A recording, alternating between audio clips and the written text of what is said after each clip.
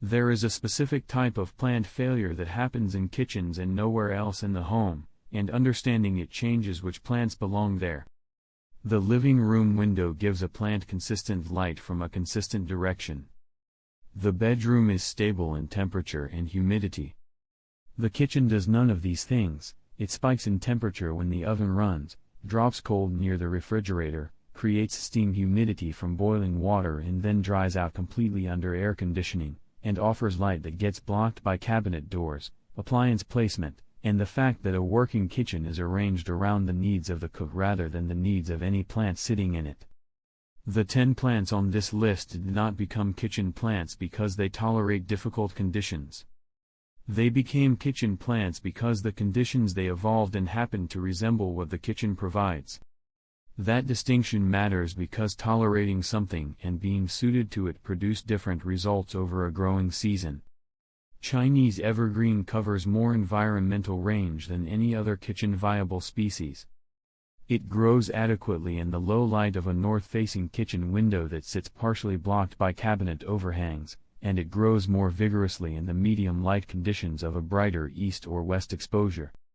The fact that placement within the kitchen does not require optimizing for proximity to the single available window makes it practically useful in kitchen design in a way that most houseplant recommendations are not.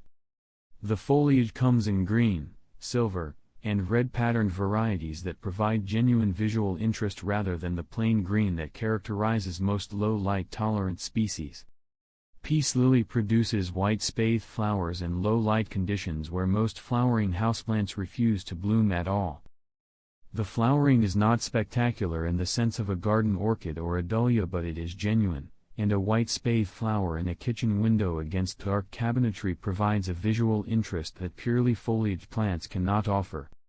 It also signals moisture need by wilting visibly before damage occurs, then recovering fully after watering. An honest plant in a way that species which show drought stress through irreversible damage are not.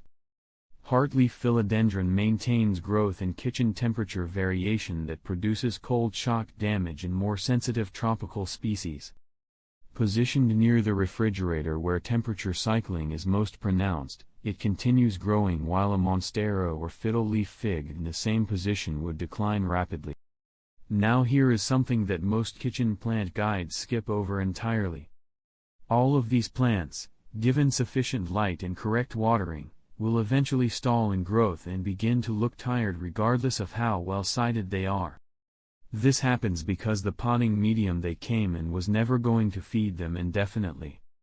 Every leaf, every new stem, every root extension has been drawing from a finite nutritional pool, and once that pool depletes, the plant goes into maintenance mode.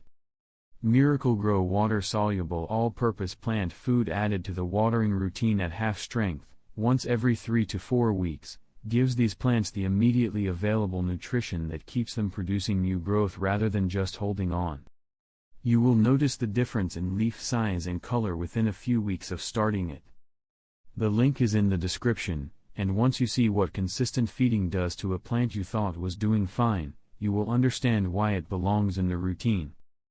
Pothos, ZZ plant, snake plant, cast iron plant, spider plant, Boston fern, and aloe vera complete the 10. They all respond to the same feeding approach and thrive in the same kitchen conditions. Subscribe to Garden Guru. The product links are in the description. See you in the next one.